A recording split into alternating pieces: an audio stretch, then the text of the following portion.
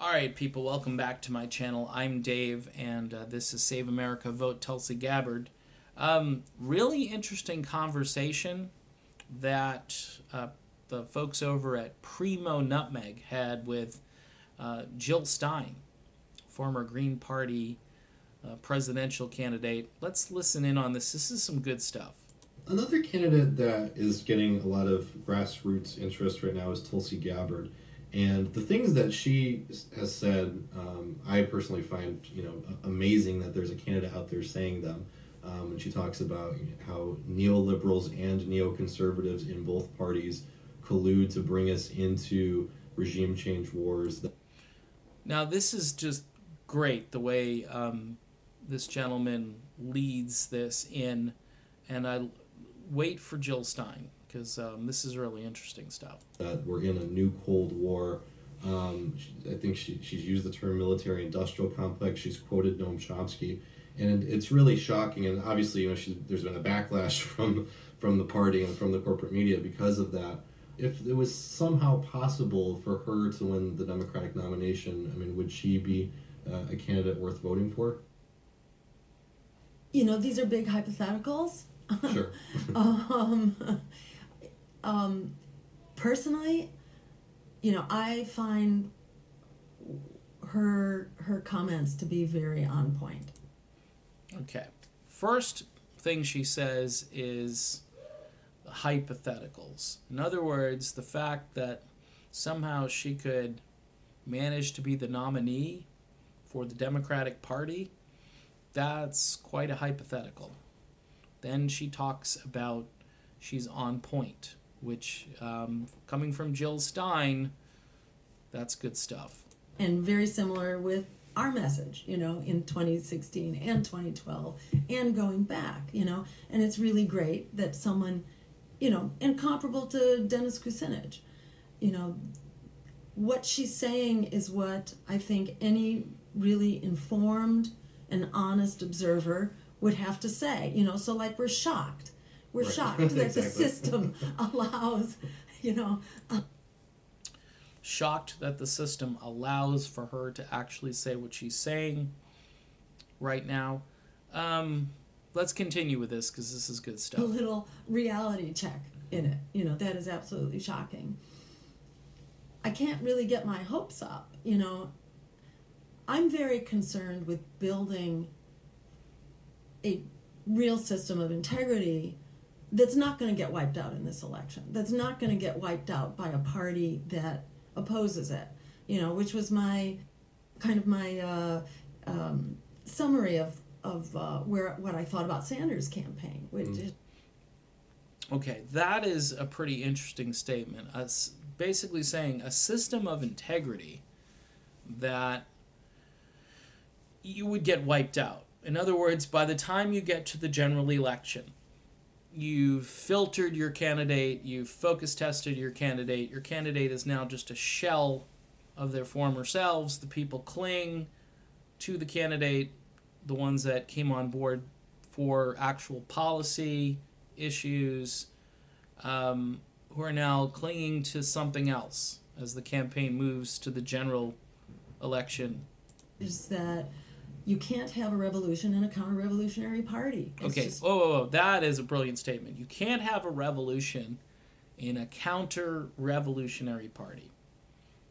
All right, let's continue. It's not going to happen. We really have to build, a political structure for transformation. And I think she should become a Green. All right, now stop the presses. So Jill Stein thinks that Tulsi Gabbard should become a Green. Now, early on when I was doing this channel and I was just kind of sort of getting my feet wet a little bit with it, I said something, is it too early to start talking about third parties? Let's break this down a little bit because, number one, we all know this is going to be a tough go for Tulsi Gabbard as far as the nomination goes. Now, she's been doing everything right. If you're progressive or independent or just wanting someone who will actually stick up for humanity, for human beings here in the United States. There's nobody better on the scene right now than Tulsi Gabbard. Okay? So, the way you get to the White House, all right, the normal way is to get into one of these major parties and use the party structure. She talked about how you have to build a structure. Now, as far as I'm aware, there aren't any Green Party members of Congress. There may be Green Party state representatives. I'm not aware of any, but they're probably, I would hope that there's at least a few of them out there. And there are probably Green Party elected officials at the local level. You really do need to build an infrastructure or a party structure. But, all right, how much time, my question is this. We keep doing this every election cycle where we say, well, let's just let the process play itself out. We want to see what happens with Bernie, okay? If the neo-lib, whoever that is, if it's Biden or Beto or Kamala or whoever gets to the nomination, and it's the neo-lib versus Trump, you've really got no, again, these are just two, you're going to just switch the nameplates, and then you'll have new people hired, you'll have, you'll have the perception that, wow, this is great, this is new, this is going to be so different. And the bombs will continue to rain down on various countries. And it'll be the same thing. I actually worry that it might even happen if Bernie Sanders gets to the White House, that some bombs will continue. Maybe not as many bombs, and maybe there'll be a reduction in the number of countries we're occupying. But my guess is he's going to get steamrolled. I don't see the same thing happening with Tulsi Gabbard. And what a mandate if you could put someone into the White House from a third party like the Green Party. It's such a crazy long shot, yes. And the way the structure and everything is built, it's built for that to fail. It's built so it's harder to get a Green Party candidate on a ballot. But it is a major party in this country. It is a major party, and I don't know what the stats are on it. I know the Libertarians at one point were like the fastest growing third party. I can tell you this, if it's a neo-lib, there are going to be a lot of people, and there's not a lot of time. This is the problem. Because once you realize that your candidate is not going to win, and you're saying, no, you should run as a Green Party. The Green Party might already have a presidential candidate that they've nominated, and they're just going to go the same old route. I don't think Jill Stein is going to run again. Let's listen to a little bit more of Jill Stein here. I think that would be really magical, and that would really be powerful and would make change in a way that can't be beaten back. She might not win the election, but that way, we would build a really firm base for building forward. All right, so that's pretty much the whole interview. So you hear what she said, building a base. She might not win the election this time around. Folks, we don't have that much time. I know, people, when they're talking about climate change, I told you my feelings about climate change. My feelings are, if it's happening, to get the entire globe to change what they're doing, including countries like China, India, and those two are some of the biggest when it comes to carbon and pollution and so forth. I don't know how you, it's too much. I have very little faith that can happen. You might be able to make a small impact. Even Tulsi Gabbard has said this, by the way. She said other countries have to get in on this. We can't do it all by ourselves, and even if we do it, it's not gonna make a difference unless we have cooperation. But the same goes for the rest of the issues here. We don't have a lot of time when it comes to shutting down the MIC, which continues to get bigger, and the budgets keep getting bigger. These military budgets keep getting bigger.